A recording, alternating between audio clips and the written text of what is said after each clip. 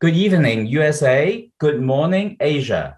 Welcome to the World Today discussion series hosted by the UCLA Center for Global Management. I'm Chris Tang. As the faculty director of the Center for Global Management, it is a privilege for me to moderate today's event. Today's event is also co-sponsored by the UCLA Simon Center for Real Estate. Over the next hour, we shall discuss with three distinguished guests about various issues surrounding the USMCA agreement, that is also known as the NAFTA Part 2. The USMCA agreement was signed by President Trump that took effect on July 1st, 2020. Before I introduce our panelists tonight, let me say a few words about today's topic. First, you may ask, why should we care about the trade agreement among the United States, Mexico, and Canada? Well, although we often focus on the trade issues between the United States and China, let us not forget the trade among United States, Mexico, and Canada is really significant globally. Just one data point. The real GDP of this trade agreement in 2020 was equal to $24 trillion, which is equivalent to the 30% of the global GDP.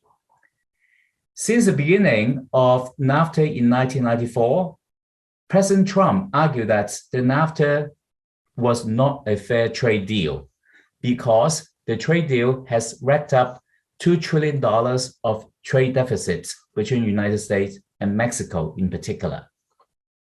By using this argument, President Trump renegotiates the new agreement, which is known as USMCA, that is intended to benefit America. Like any trade deal, the underlying intentions is to create a win-win situation for all involved parties. But is it? Based on our poll conducted on LinkedIn with over 150 respondents, 45% of our respondents believe that it is indeed a win-win for all parties. 23% disagree. And then the remaining 32, they would like to know more about it. But we are fortunate to learn from all three experts tonight. So to answer these questions, it is my great honor to have three experts joining me tonight, and let me introduce them in turn. First, it is my pleasure for me to introduce Lyman Daniels, president of CBRE Mexico since 2009. Lyman has the executive responsibility for CBRE's operations in Mexico as well as Colombia. Second, I'm delighted to introduce my colleague, Professor Sebastian Edwards, who is a faculty director of this center indeed. So I am his successor. I hope that I can continue to do the good job in his name. Currently, Professor Edwards holds the Henry Ford II Chair in the International Management and a distinguished professor at the UCLA Anderson School. Last but not least, it is an honor for me to introduce Patrick Ottensmeyer, president of Kansas City Southern. It's a transportation holding company with railroads investment in the United States, Mexico. Patrick is responsible for sales, marketing, and operations in the United States and Mexico. Gentlemen, welcome. Now, this evening, I know that Sebastian needs to catch his flight because it's a change in flight. So I'm going to start with Sebastian first. Sebastian, as we know that President Trump often worries about the trade deficits with other countries. Now, it appears that the NAFTA has generated close to $2 trillion trade deficit in total. But many economists argue that this is the wrong way to look at a trade agreement. You should not focus on the trade deficit. Can you, to begin with, share with us about opinion? Is trade deficit a good measure of trade agreements? If not, what is it? So over to you. So hi, Chris. Thanks for inviting me. And sorry that my flight was changed, so I will not be able to stay for the whole panel. But let me start with what you said. You said that I forget if you said most economists or many economists believe that trade deficit is not. I would say that there is no good economist that would think that the trade deficit is a good way of measuring. Not a single one. And if you show me one, I will say, not a good economist. I can see that you are smiling. So worrying about trade deficits was a very 18th century type of thing, not 20th, not 19th, 18th century. And that view of the world is called mercantilism. And it's really, really passé. It's something of the past. We measure the benefits of trade in many other ways, one of which you talked about when we had you as a guest in this series earlier, and that is the topic of this talk, which is supply chains. So if we have a particular partner that becomes unreliable, and trade breaks down and we get a supply chain problem, then you may want to say, well, maybe we want diversified trade rather than free trade that will say only trade with this particular country, right? But trade deficit is not the way to go. In fact, the larger the deficit, the better off we are. That means that we are buying more from the rest of the world.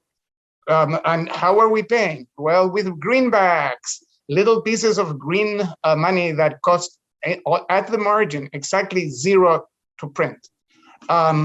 So I think that we should look at other things. Now, the other things that we may look at may not be working, and there may be some glitches, including the supply chain aspect that I just mentioned. I mean, you said last time, and it stayed with me, you said the old way of thinking about this was just in time.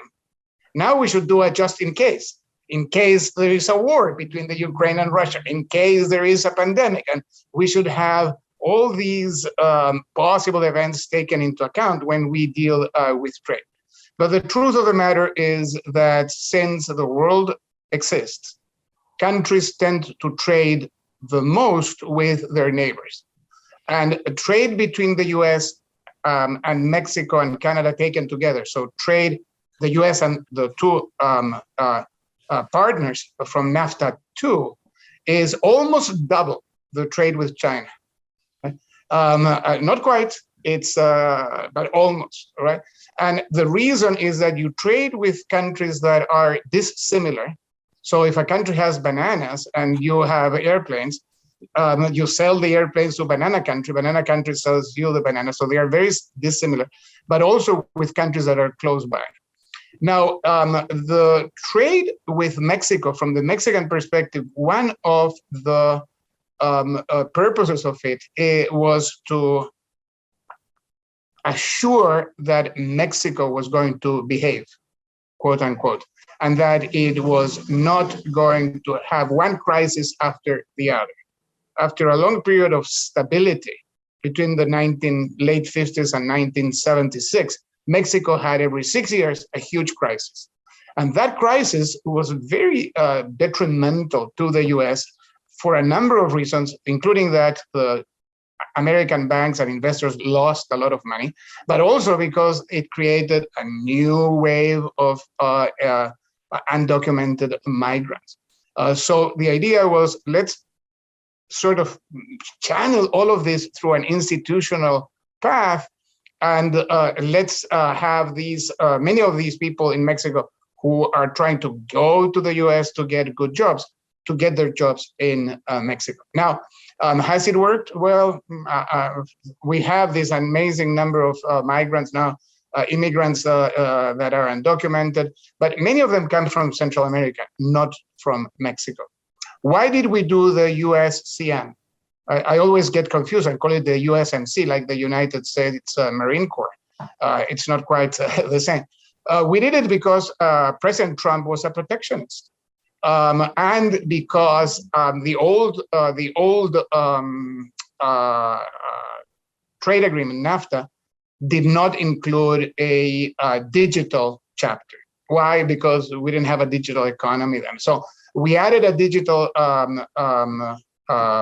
chapter, and we added a number of sort of protectionist measures that have strengthened the US. So one of them is that workers in Mexico have to earn a higher wage than before. So that means that competition by lower wages, it's not as strong. Another one is that 75% of parts have to be within the area. You cannot bring more than 25% parts from China or from wherever it is, Korea or wherever it is. So that also strengthens the US. It also strengthens some of the agricultural sector. And you may have seen that there's been an issue now with avocados, and that has to do with the new NAFTA. There is one thing that it did not resolve, and that I think helps Patrick and Kansas City Southern, and that is the trucking. There's always been a problem with trucks, was not solved. So that is good for railways. And the other aspect, which I think is not that great, is what happened to arbitration. And that has been always a sticking point. When there are disputes, where are they resolved? And there is a arbitration panel. It changed a little. They took out some sectors. For instance, mining was taken out of arbitration. And now if you have a dispute in the mining industry, you have to go to local courts or some other, or maybe the ICSID, and go to other legal frameworks, but not this one. Well, thank you so much for your insight and wisdom. So before I let you go, maybe ask you get to the bottom line. Do you think that this new agreement versus NAFTA will make the pie bigger, such that all three countries can share the benefits of it? In your view, if it is, why? No, well, I think that it is bigger because it allows countries to specialize in what they're best at doing, and it allows to take advantage of comparative advantages. Now, the fact that they are so near means that the point that you made a few months ago, the just in case and the insurance aspect of it, sort of it's natural because they are neighbors, they are real neighbors. Now, as we found out a few weeks ago, it takes a few truckers to block a bridge and the whole thing. So maybe we go back to Chris Tang and say, well, maybe we should build some more bridges, right? But I think that there is no doubt that if you bring it to an end, if you were to get rid of it, the pie properly measured would shrink, and you would not have the benefits of countries specializing and taking advantage of what they do best. The one thing I want to say in finishing, and this is related to Patrick and maybe to Lyman also, because of the warehousing is a very important aspect of this. I was having dinner with the Secretary of the Treasury of Mexico, not the current one, the previous one, because AMLO keeps changing them, with Arturo Herrera. And he told me that the seats that you put in pickup trucks that are built in Mexico, but that have all sorts of computing things and for adjusting, you sit there and it recognizes you, or maybe someone else sits there. All of those seats go back and forth 7 times before they are installed through the border. Right? So imagine that you cannot do that anymore, and you are forced to build the whole thing in one country. Well, productivity will go down and the pie will shrink, right? So Arturo was telling me back and forth, back and forth, back and forth. And if you, instead of doing that in Mexico, which is right there, you do the back and forth with, I don't know, Taiwan, it gets much more difficult because transportation costs eat the whole margin, right? So yes, the pie is bigger, and we should take care of those glitches that we still have. Arbitration is one that worries me. Well, thank you so much. And thank you for remembering what I said last year. Thank you. Now, so I think that you talk about the size of the pie of this trade agreement is really hinges upon whether there's a friction of all these trade operations. That would actually is a very good transition for me to get to Patrick, because Patrick's more related to the logistics issues. So Patrick, we know that 90% of the global trade, they are the goods transported via ocean freight. But then, of course, once the containers arrive at the ports, then you need to freight the railroads, the ground transportation, the trucks and whatnot. They're essential to keep the trade going. If we were going to go through this kind of trade agreement. So as a leader in the ground logistics, can you tell us a little bit more about the rail freights markets in the US, Mexico, and Canada? How would this new trade agreement make a difference? Would that affect anything? Over to you. Okay, thank you, Chris. Yes, you're right. 90% of the freight moves by ocean. And this really gets to the issue of the concept of supply chain. And Sebastian touched on this in a couple of his comments, but, supply chain means trucks, ships, containers, trains, locomotives, chassis, everything, warehouses, everything that touches the freight that moves from, North Asia to Detroit.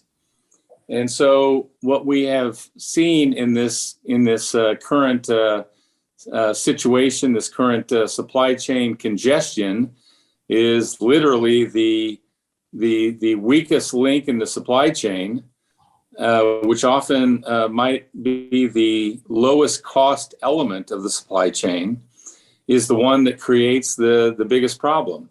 So you may have seen over the last several months, the last few quarters actually, that one of the problems in the supply chain is the availability of chassis for ocean containers. That is literally the smallest cost element of the supply chain. A vessel costs, the ocean container vessels, the container ships cost $250 million. The trucks cost $150,000. The locomotives cost $3 million. The containers cost $15,000, and in a normal market, the chassis might cost $5,000. So what we found is that the large railroads in North America, and particularly in the US, the big Western railroads, shut down some of their ramps and embargoed traffic because they had a shortage of chassis to literally offload containers from the train to the truck to go to the final mile, or vice versa, to come back to the railroad.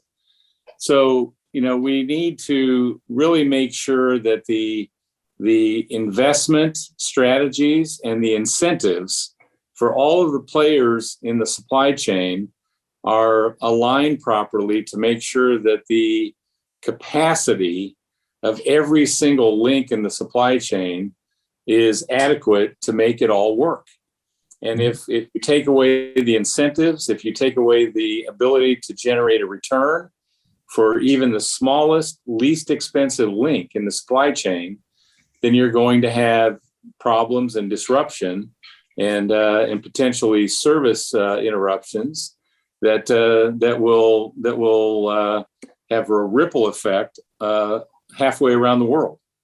Well, thank you. I want to follow this great point in terms of incentive.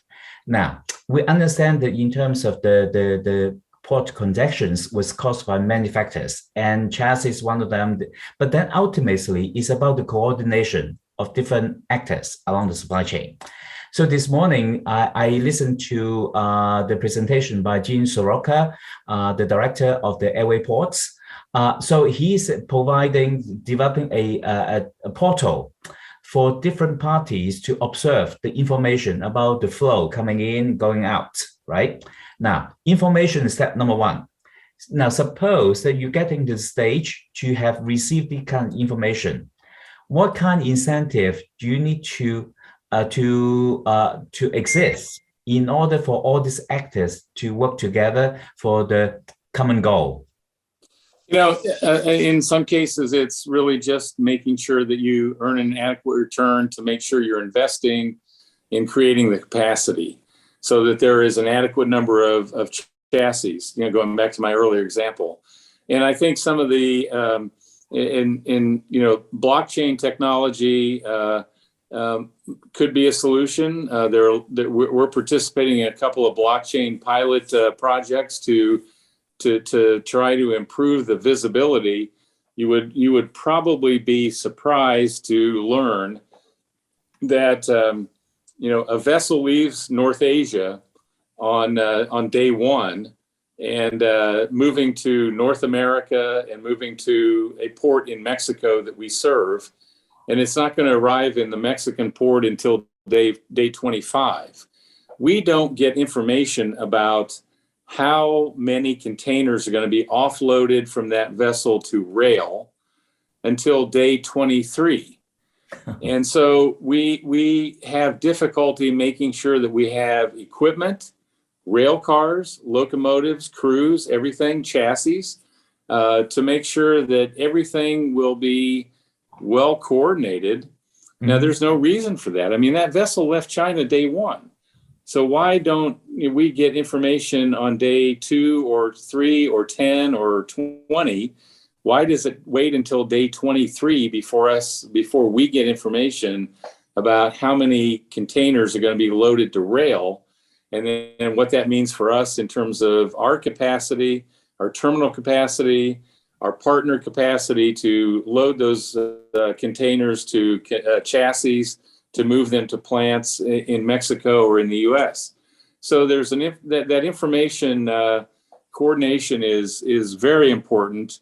I can't, it's probably 10 or 20 years behind where it needs to be in order to make sure that coordination of capacity management is as tight as it can be.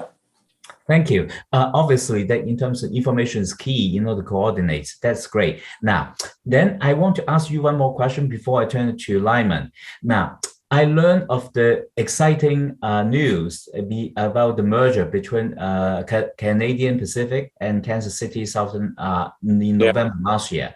So can you tell us more about this exciting merger and how would this actually play a role in terms of the USMCA, because it's really connected from Mexico all the way to Canada. So how would that play a role, please? It is a very exciting transaction. It is creating the first truly North American transcontinental railroad. It is a 5-coast railroad, coast to coast in Canada, U.S. Gulf Coast, Mexican Gulf Coast, Mexican Pacific Coast. So for global international trade, I think we can offer a product, and some of this is not just service, it's asset availability, it's information sharing. So think about the attraction of having an ocean carrier that international shipping company that brings a container into the east coast of Canada that might be destined to Chicago, that could pick up a load going to the U.S. Gulf Coast or possibly to Texas or to Mexico, load on the vessel in Mexico to go back to Asia. So I think we're going to be able to offer a lot of options and choices for our ocean carrier customers.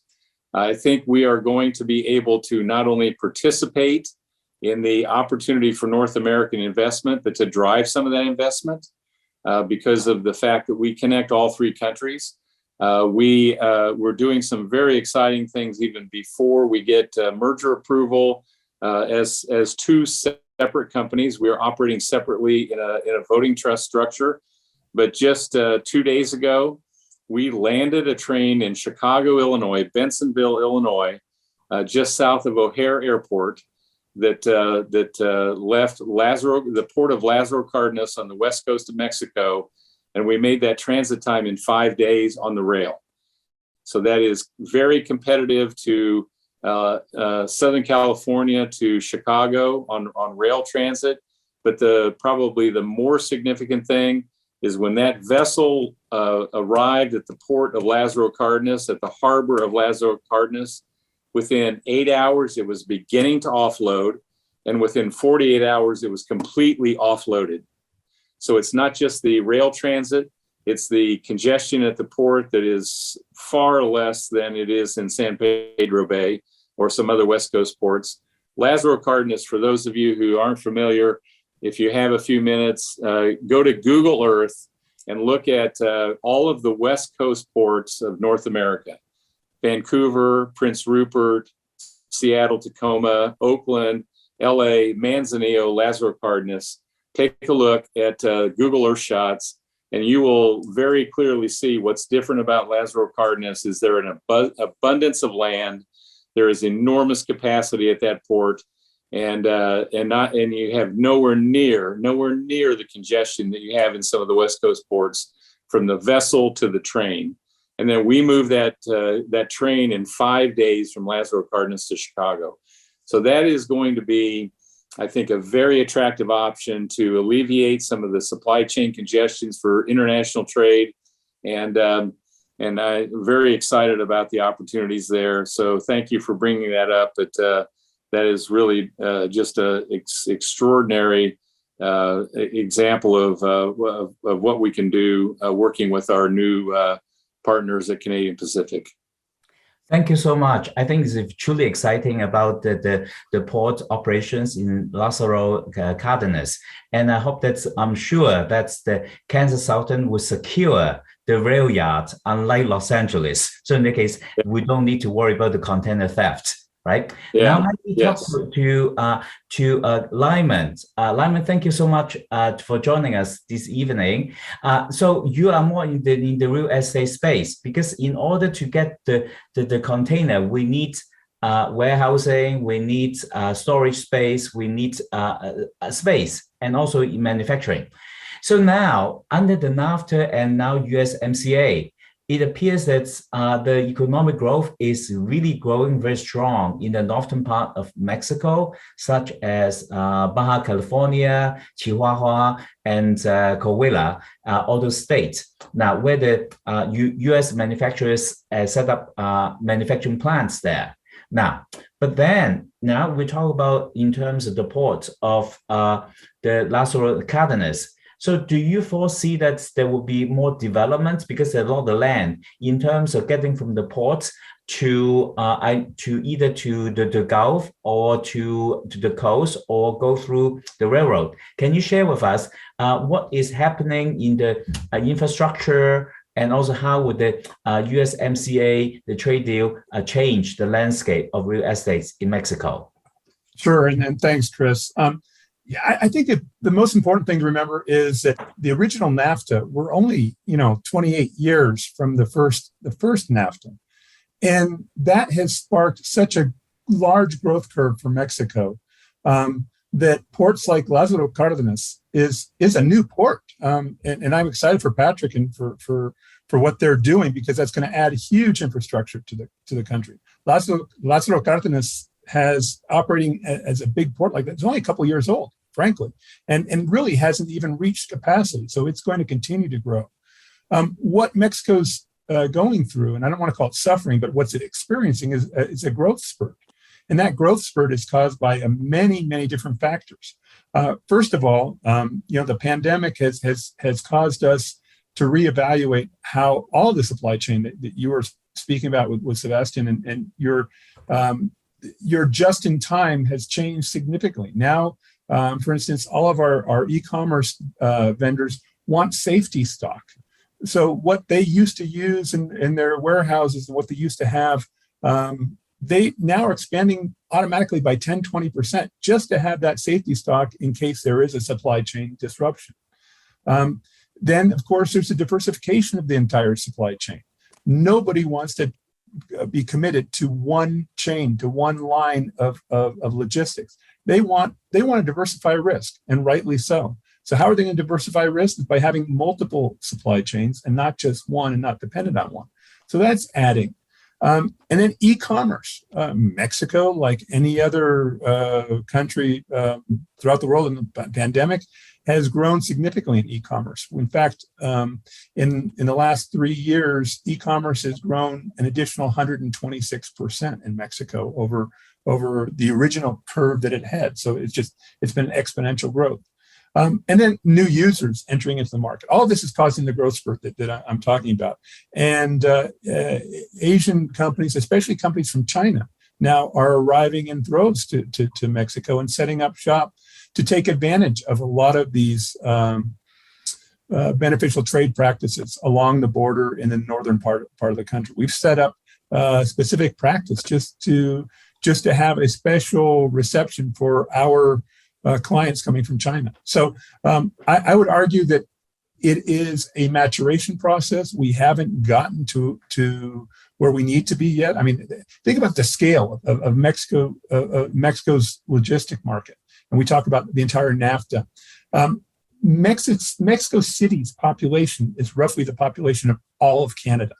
Gives you a scale. Think of a map. Think of all of Canada. The population of all of Canada is the same as Mexico City. But the overall logistics market in terms of square meters or square feet is smaller than that of Toronto. So we still have a lot of growth to do. There's more industrial real estate deals done on a yearly basis in Atlanta than there is in the entire country of Mexico. I'm not criticizing Mexico. I'm just saying the potential for what's going on here is extraordinary. So your question is exactly right. It's modernization, and we haven't reached that full potential. Wow, this is very exciting in terms of the potential in Mexico. Now, then I'd like to follow on questions. If you have to pick one area, because right now most of development in the north, do you foresee that maybe there will be development further in the south, like Chiapas or Oaxaca?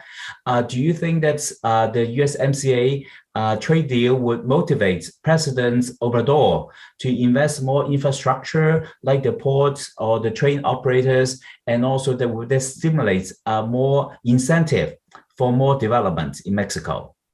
I am sure if President López Obrador had his choice and had a magic wand, he would instantly develop a huge amount of infrastructure in the southern part of the country. The real fact is, as I mentioned, the northern part is still under development. We still have a lot of room to grow. And in the northern part of the country, you have that infrastructure. Patrick and his company have a huge amount of infrastructure with that merger now. And why not build along their rail lines where there's still available land, as opposed to the southern part of the country, which I am sure will develop in time. But if you are a manufacturer, you're going to go where the supply line is shorter, where you have a more availability of labor and education, and where you've got the infrastructure. And now, even more important, is energy. Throughout the country, what we've gone through and what we're going through right now is energy has been the largest filter for our ability to develop more space. And energy is more likely and is more probable that it's going to increase first in the northern part of the country than the southern. Given that, of course, López Obrador is from the southern part of the country. He is developing, he's putting infrastructure in. If you've heard of the Train Maya, which is the Mayan train, which is a tourism train, which is a huge investment. And I think he's hoping that will be kind of a build it and they will come investment. And of course, it's a tourism investment, but behind the tourism, you're going to need the infrastructure, and you're going to have the attention, the attraction. You're going to have the population bases built. But I just don't think it's time yet. That, of course, I'd love to see development equally among the country, but I think it's just lower hanging fruit in the northern part of the country where there's land along infrastructure and educated workers. Thank you. Next question for you, Lyman. In California, even in the US, right now the biggest shortage of real estate is warehousing. we don't have enough warehouse. In Los Angeles, the vacancy rate for warehouse is only 1%. There's no space. Now, in Mexico, maybe the situation is different because Patrick said that there are a lot of land. So I would like to ask you, in terms of different types of developments, is it factories, distribution centers, warehousing, port development? Which area you think that has the highest growth potential? I would love to tell you that Mexico just has oodles of space available. It is as tight of a market, industrial market in Mexico as across the rest of the world. For instance, Tijuana that you mentioned. In fact, the tightest two markets in Mexico are in Tijuana and Ciudad Juarez. Tijuana, of course, across from San Diego, Ciudad Juarez across from El Paso, Texas. And in both of those cases, you have less than 1% vacancy. In fact, in Tijuana, you have 0.2% vacancy. I literally have clients in CBRE that are on a waiting list to wait for spaces to become vacant.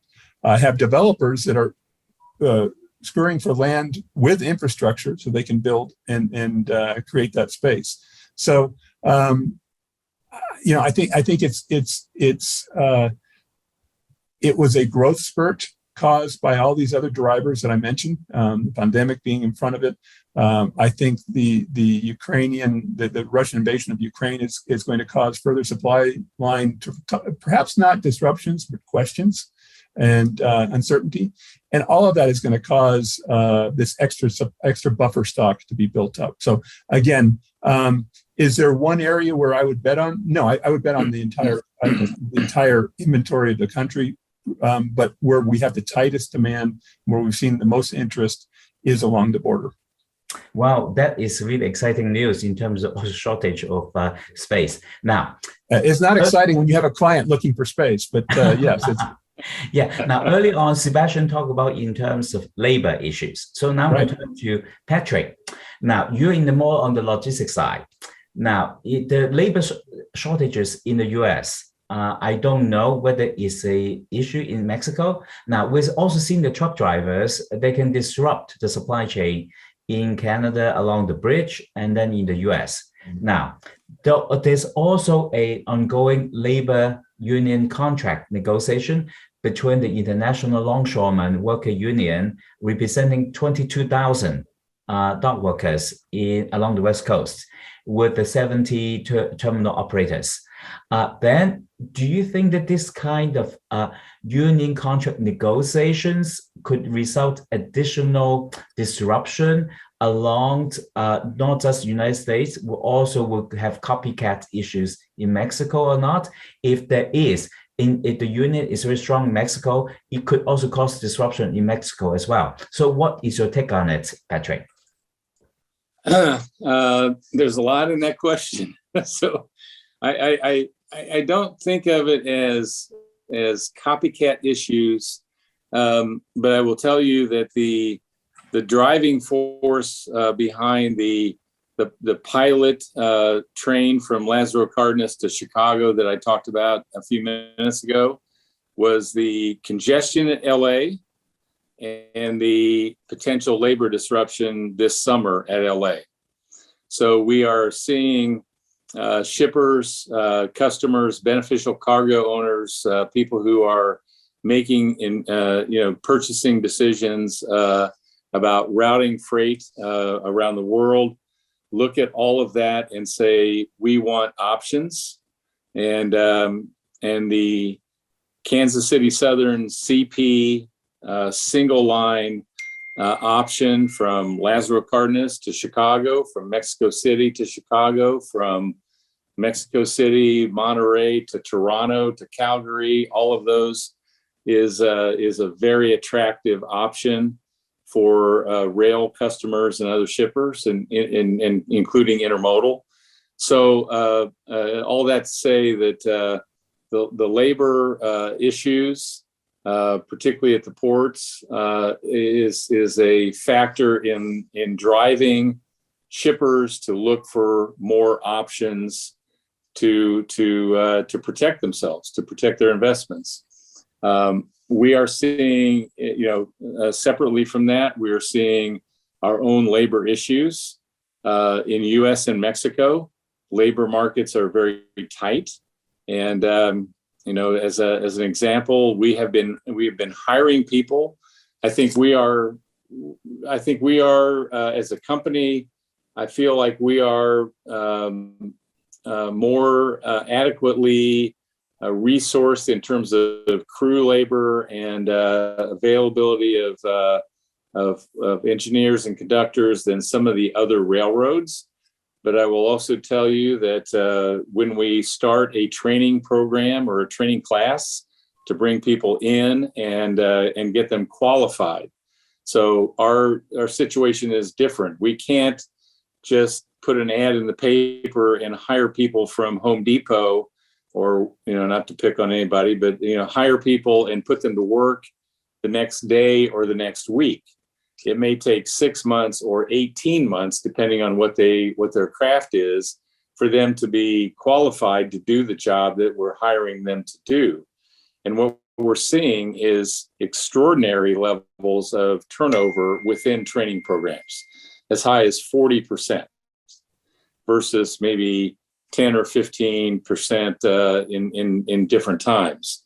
So that's certainly caused a bit of stress in our employment and hiring practices. We hire people, we bring them on, we tell them what the job involves. We tell them that when they start out, they're not going to get weekends off, they're not going to get holidays off. They're going to be kind of at the bottom end of the seniority ranks. It's physically demanding, it's difficult work, it's not the most attractive work. And our turnover and attrition rates in those training programs has been very high.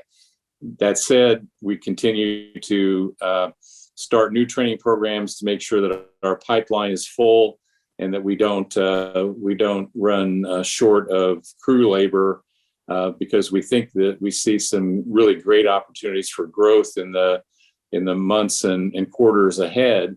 And we want to make sure that we have adequate resources, whether it's labor, whether it's locomotives, whether it's track capacity, yard capacity, all of that, to make sure that we can handle the business that we think is in the pipeline. Thank you. Well, I think that we also have this kind of labor shortages in many industries. So I want to ask Lyman, because now Mexico is really a go-to place for the trade deal, and also in terms of the reshoring, nearshoring strategy in the United States. So you need to build more infrastructure. Then my question to Lyman is that in Mexico, is there enough labor to develop all this infrastructure?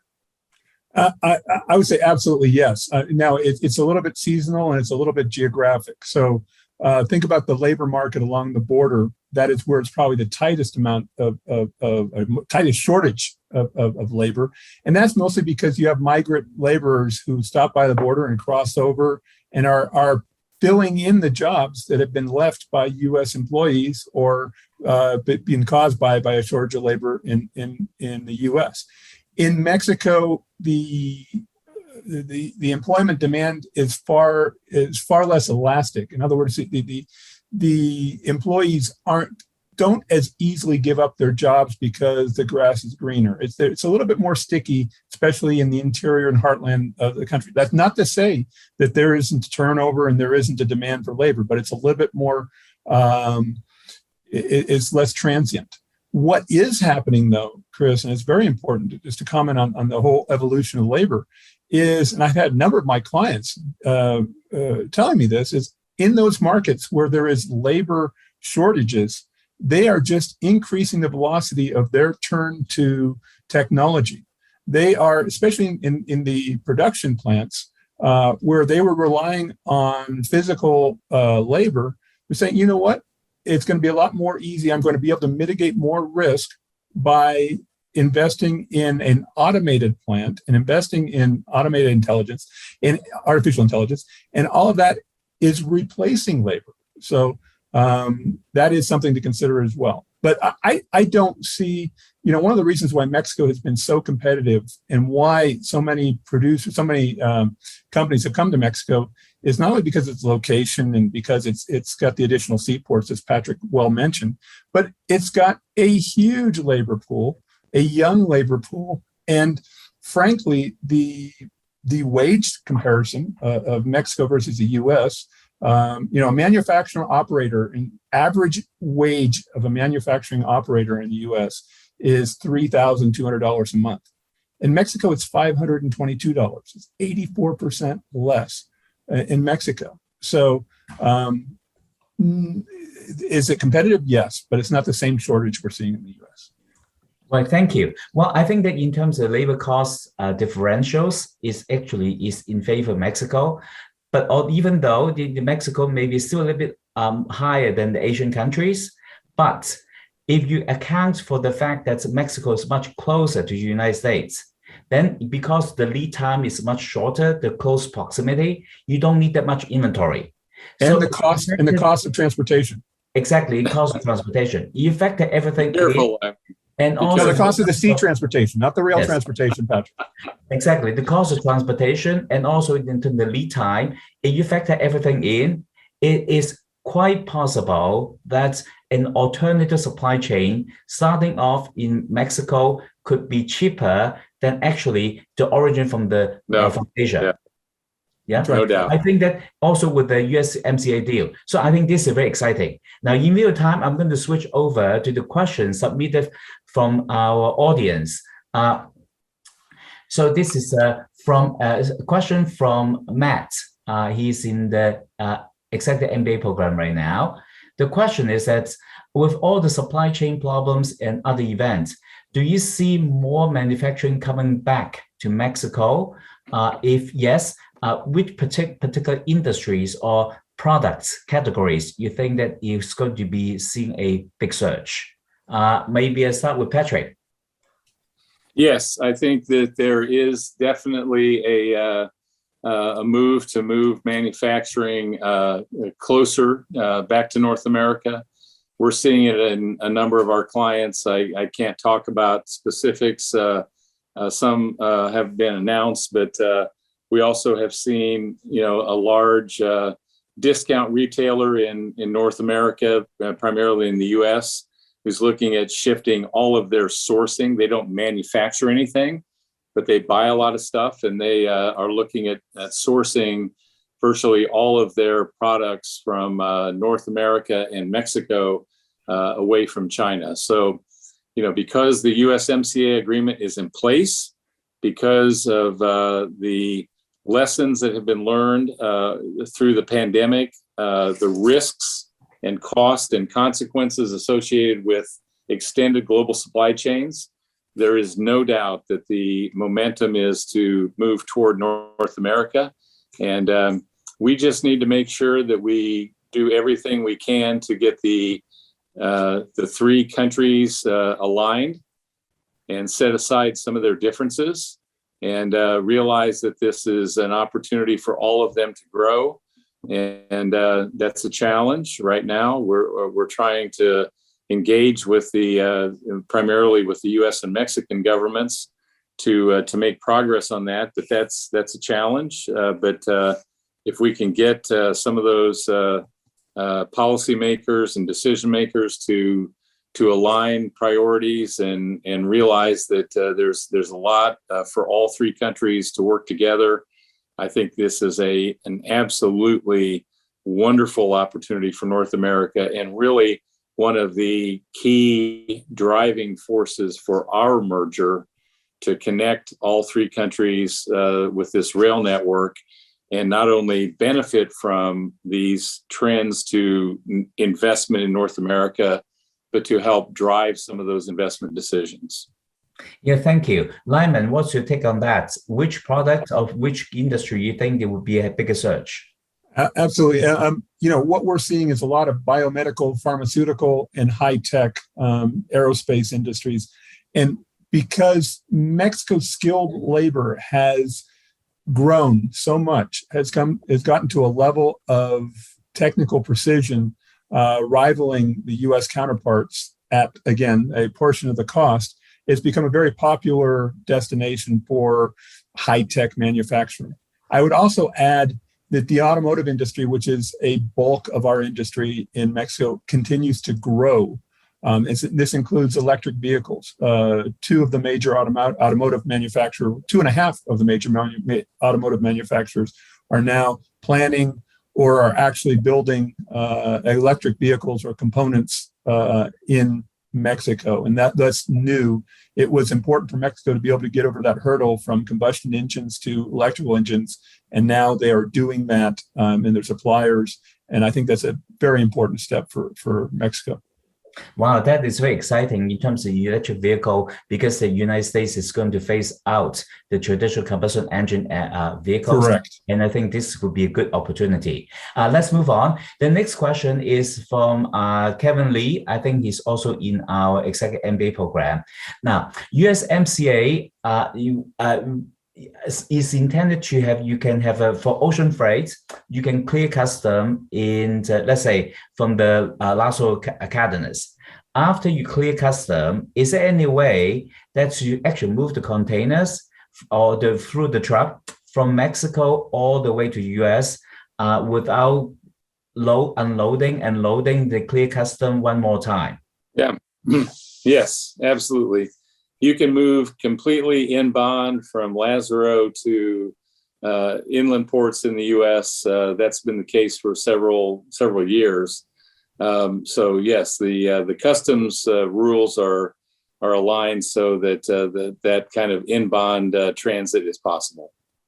That's very good, because that will also reduce the transitions from one to the others, right? So basically, that with the new railroad, you can go all the way from the ports, conceptually, all the way to Canada. Yes. Right? Correct. Without clearing customs. That's fantastic. Yeah, thank you. Then the other one is the question from Ramakrishnan. Is applicants to our UCLA Anderson full-time program. Well, welcome. The question is that what is the first step to solve the information gap in terms of the opacity of the supply chain? As Patrick pointed out, when there's a ship left Asia, you don't know until day 23. Now, then with this free trade agreement, is that a better way to facilitate this kind of supply chain transparency?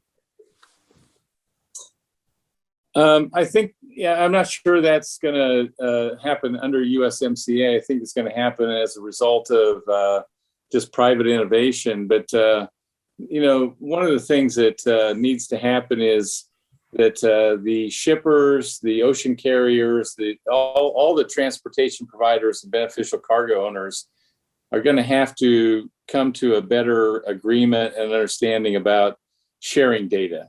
What I see and kind of what I understand is some of these blockchain projects and blockchain experiments, if that's the right word, there's still a lot of concern and question about ownership of data and transparency of data or non-transparency of data.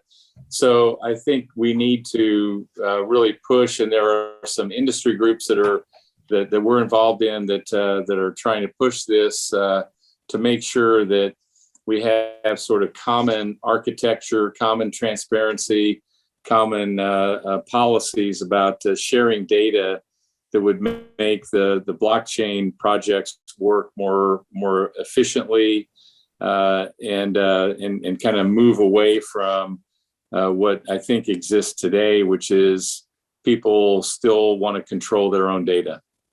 Right. So I want to go to Lyman in terms of information transparencies. You manage a lot of properties in Mexico.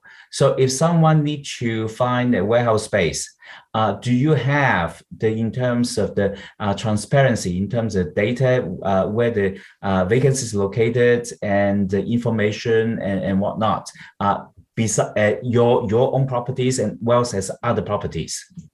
Yeah, that's really the secret sauce of a lot of the things that we do, and it's market information. Fortunately, we do because of our size and because we actually dominate a lot of the market. But it relies on our professionals going out and really canvassing the market and making sure they know what's out there. And that's really the added benefit we provide to our clients, is that information. There is no automated system in Mexico as there is in the US and other countries to allow users to go online and say, okay, A, B, and F are available. It just is not there yet. We're not there yet. It's getting there, but it's a work in progress. So it's manually done. Fortunately, we have a great group of professionals that know the market, and that's how they're helping our clients. Fully understood. Many things need to work it out on its own. Now, it's a work in progress. Yeah, work in progress. One last question. Our school really, our younger generation really worry about the climate issues. Now, right now, given the situation in Russia and Ukraine, we are really concerned about the price of oil and gas, and also in terms of the availability. Now, at the same time, based on what I heard, people are actually also concerned about President Obrador to renationalize the energy markets because they worry about the price may even go up without competition. Then I want to ask you if you feel comfortable to comment on, would this movement, would that affect the viability of the vitality of the USMCA agreement? Because it will affect energy price. Patrick, I start with you. Good luck, Patrick. It's not just a price issue. It's a rule of law issue. It is a price issue. If you look at all of the reasons, and I'm sure Lyman would agree with this, there are so many reasons on the positive side of the ledger for making the case for manufacturing investment in Mexico. On the negative side of the ledger is energy cost, energy availability. This president is not doing much to help resolve that, and so he's not helping resolve that headwind, if for lack of a better word, about energy cost and energy in Mexico. But the bigger issue is just what he is doing with electricity reform and how that factors into rule of law and just the overall investment climate in Mexico. I think there is still good checks and balances in Mexico.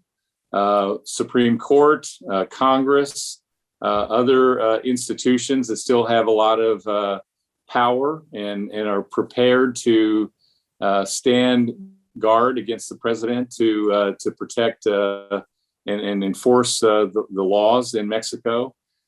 We've seen that in a number of cases, so I'm very hopeful and certainly very optimistic that that will continue to be the case.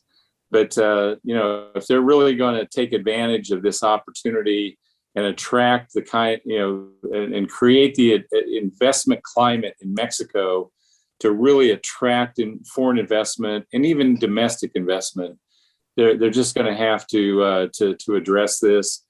One of the most disappointing things that I've seen in the last several months with this administration is just the unwillingness to engage in debate and healthy conversation about that, and the unwillingness of the Biden administration to really confront the Mexican, the AMLO administration on some of these issues as well. They seem to be very focused on certain issues like migration and others, but they seem to kind of throw their hands up and say, well, we have laws, we have treaties. If you disagree with what the Mexican government is doing, you can pursue those options, and we're not really going to intervene. I see. But I think that's a big headwind and needs to be addressed in order to really take advantage of this investment climate that we have and this opportunity that we have from North America. Thank you, Lyman. Just to you, in terms of how would energy, does it really have an impact in your space? Well, I mentioned the scarcity of space. Industry in Mexico uses at least 60% of available energy. We are not going to grow. We're not going to take advantage of this great wave of industrial and logistics growth without additional or help in the energy sector in Mexico. And I think that the administration understands that, and I hope they do. And certainly I'm aware of many groups that are lobbying for support for him to understand that we need energy to continue to grow, to develop. Yeah, thank you very much. Well, I think that's let me just summarize what we learned tonight. It really, thank you very much for sharing your insights and your expertise with us. And it seems that I understand that the USMCA provide a lot of opportunities, but there are some obstacles. It's not a free lunch. So there are still some work need to be done. Then I hope that different governments can really work together so that we can build a much bigger regional supply chains. So we have a better neighbors, and better neighbors is priceless. So I think that I think that in the end, I think that hopefully that everything work out. So in the case, US wins, Mexico wins, and also Canada wins. So in the case, actually it would be a better, stronger North America. So on this note, I want to thank both of you for joining us this evening to sharing your really in-depth knowledge of this space, and I'm very grateful. And also I also want to thank our audience this evening, and I want to thank all of you for the privilege of your time. Thank you and good evening. Thank you. Bye-bye. Thank you, Chris.